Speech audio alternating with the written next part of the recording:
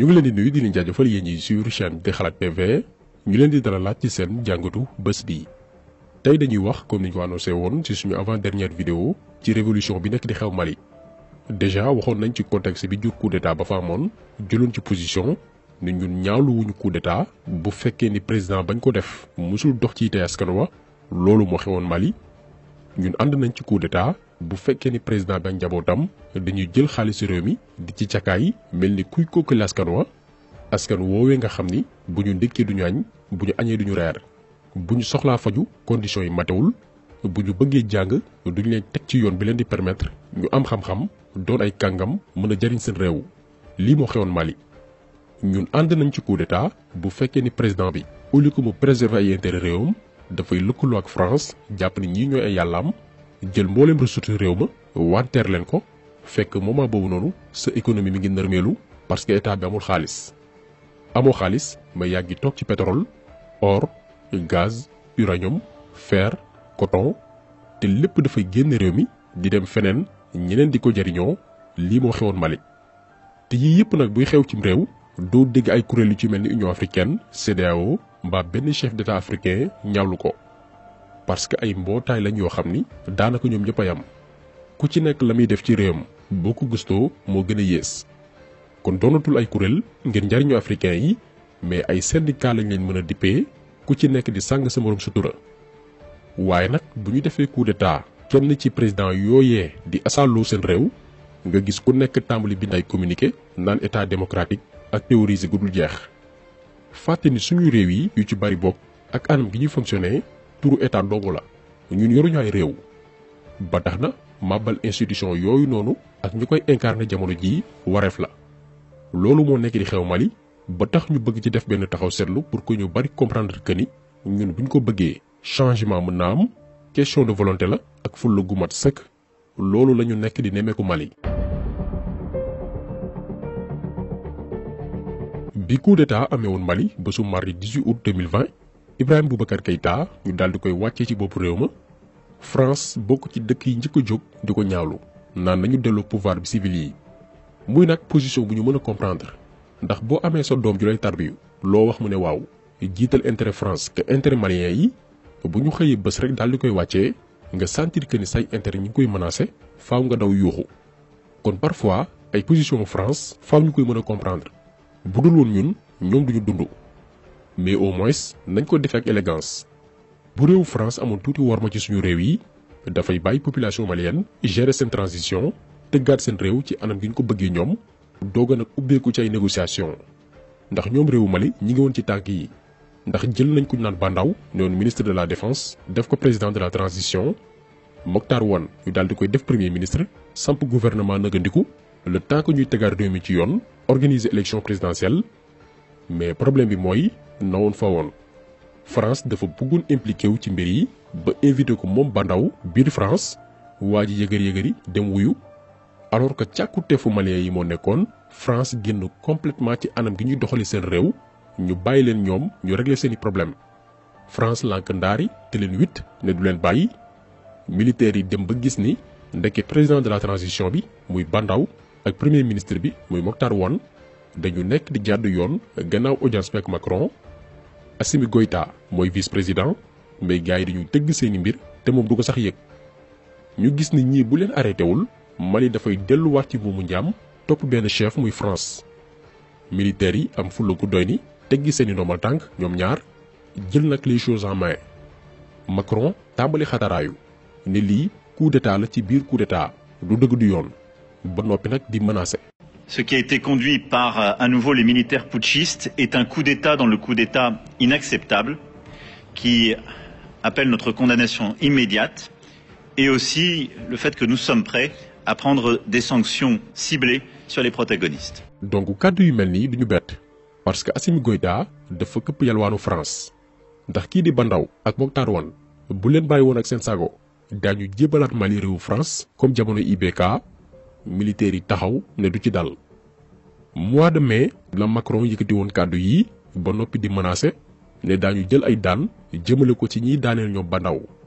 bañ na ko sax ba dafa ni sanctions ciblées sur les protagonistes. Le fait que nous sommes prêts à prendre des sanctions ciblées sur les protagonistes. Des sanctions ciblées sur les protagonistes.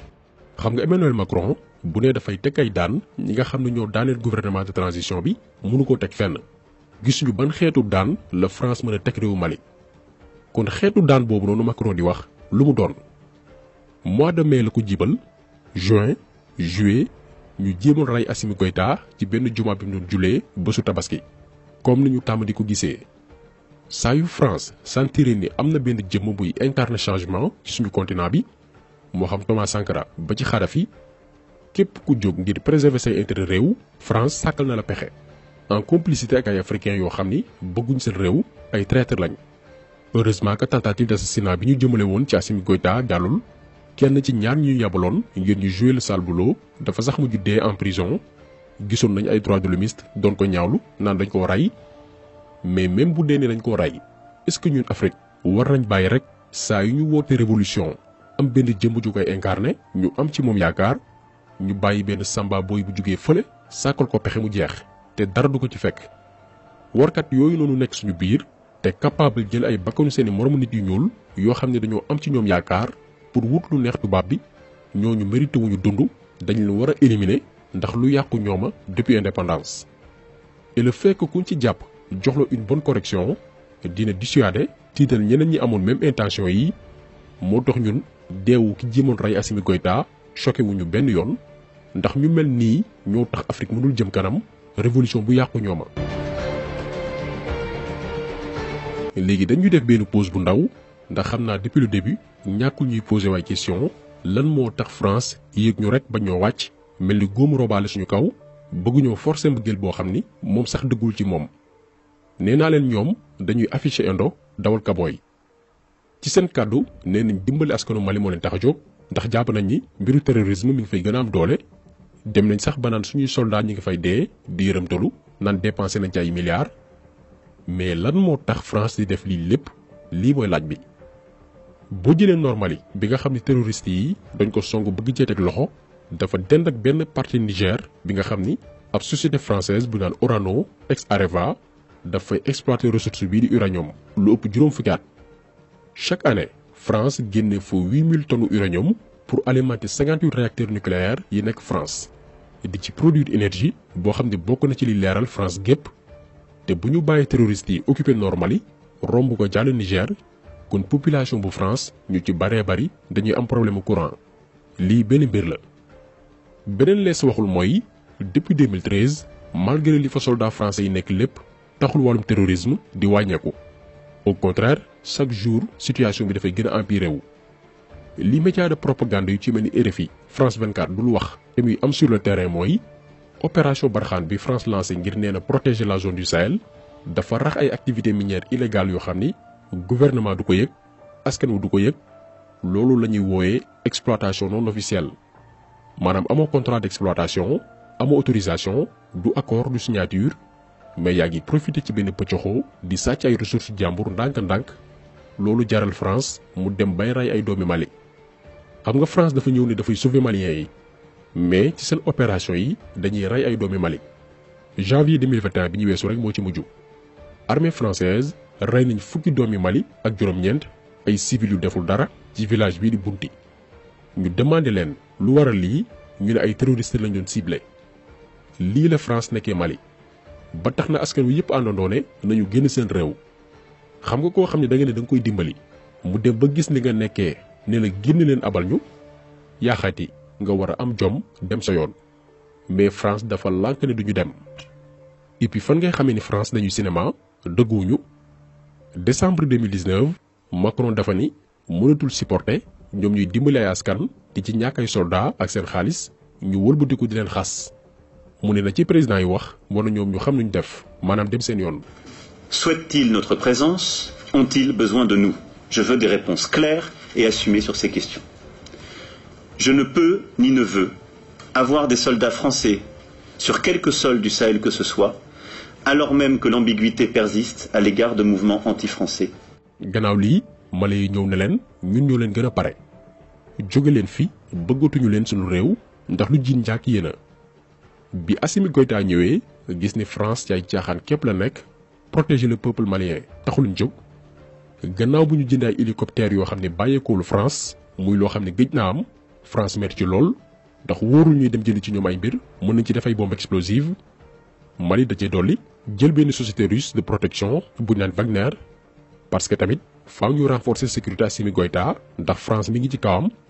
mais aussi faaw ñu protéger suufu Mali bi nga xam ni ay saay-saay ñi ngi exploité ay ressources am di ko rawale. lii le premier ministre bu Mali mi Assimi Goïta yebaloon ONU muy Choguel Maïga yëkkati ci kàddu. La nouvelle situation née de la fin de Barkhane, plaçant le Mali devant le fait accompli et l'exposant à une espèce d'abandon en plein vol, nous conduit à explorer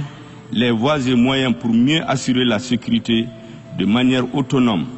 avec d'autres partenaires. Comme que nag France moom doxul ci lu leer ñu mer ci kàddu yi ak décision boobu réew Mali jël xam nga bu fekkoon ni liñ doon jëbal ci kàddu ak ci ginnaaw dëgg la ci ñoom mooy bi Macron naan bu ngeen ñu bëggatul seen réew yi wax leen ñu ko ñu dem suñu yoon bu fekkoon ni loolu dëgg la ci ñoom ba leen Mali wanee ginnaaw dem bay recruter benn société de protection bu bàyyi ko réewu Russie boobu la France di lem ay bagaasam bàyyi leen ak seen réew gedd xanaa nit ki sax loo ñàkk-ñàkk jom ngay gedd mais dégluwaat leen li Macron wax après. J'ai été choqué. Ces propos sont inacceptables. Je rappelle que le Premier ministre malien est l'enfant de 2 coups d'État, si je puis dire. Puisqu'il y a eu un coup d'État en août 2020 et un coup d'État dans le coup d'État. Donc la légitimité du gouvernement actuel est démocratiquement nulle. C'est inadmissible ce qu'a dit le Premier ministre malien. C'est une honte.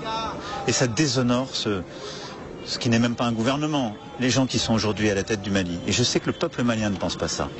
nee na dafay xas premier ministre bu Mali bi demoon ONU naan ko yow doomi ñaari coup d'état nga mu ne li xew Mali du sax gouvernement kenn xam lu mu doon ña fa nekk amuñu benn légitimité te askan wa sax ànduñoo ak ñoom kii moo ñeme yàlla. gis ngeen ni France ak seeni média di manipuler l'opinion lii nag réew bu ngeen ko gis jàppale ne révolution bu am solo moo fa nekk di am France képp ku mu gërëm jàppale marionnette am la dafay wëy ci ay waawam waaye képp ku France xas di la tuumaal di yàq sa der jàppal ni yow yaa ngi ci yoon bu baax bu tegi tànk mais ñu yaakaar ni Macron dina sax gedd li woykat ba naan bëgg naa la bëgguma la jarul ñaawoo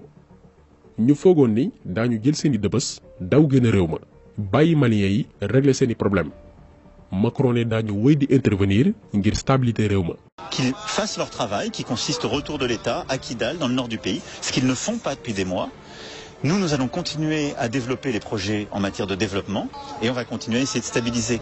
kon yéen ñi nga xam ne yàgg ngeen dégg li ñu naan amour forcé te mosoo leen xam lu mu doon jël leen exemple ci Mali ak France. France mi ngi mel ni sëykat bu mosul xam luy wareefu sëy jàpp la di la fitnaal di la jéem posone la jël la 8 ñu daal di koy may baatam wutal ko wujju mu lànk ne moom du ñibbi seen kër lii moo nekk di xew Mali maanaam mbëggeelu sauvage kaa ñu bëggante par force lii nag nekkatul jàmm. donc jàpp leen ni tànk yi Mali jël mooy stabiliser réew mi d'abord te bu ci caaxaankat yu ci mel ni France génnee am na ci yaakaar ñaareel bi mooy organiser ay assises nationales yoo xam ni normalement ci fin mois d'octobre bii lay tàmbali jeex fin novembre mboolem askanu Mali moo xam association ndaw yi mbootaayu jigéen yi parti politique yi borom ndombal tànk yi syndicat liggéeykat yi kuréel yi nekk ci goxe goxaat yi kilifa diin ak aada banqaas bu ci nekk dafay am ay représentants ñu def benn ndëpp national ñëpp déggoo ci benn projet de société ci tànk yii la Mali nekk. bu loolu lépp sottee nag ñu organiser élection yu jaar yoon ku askan wu wóolu fal la te buñ la falee da ngay sukkandiku ci yoon woo xam ni askan wu yëpp àndandoo daal di koy tracé. léegi nag lëkkaloo Mali ak yeneen puissance yi mën nañ ci jël tey kaaw Russie bi nga xam ni moo tax France mer foofu li ñu fay xamle mooy benn état amul xarit benn état itam amul ay noon ku ci nekk sa intérêt ngay préserver li nekk Mali comme ressource bu weesoo France puissance étrangère yëpp ci teg seen bët moo xam Russie États-Unis Grande-Bretagne ba ci Chine mais li ñu histoire jàngal te ñu mën ci duut suñu baaraam mooy réew yi mës a woon ginnaaw France yëpp jël seen destin en main rëccuwuñ ko benn yoon. cas bi ñu jël souvent mooy bu Rwanda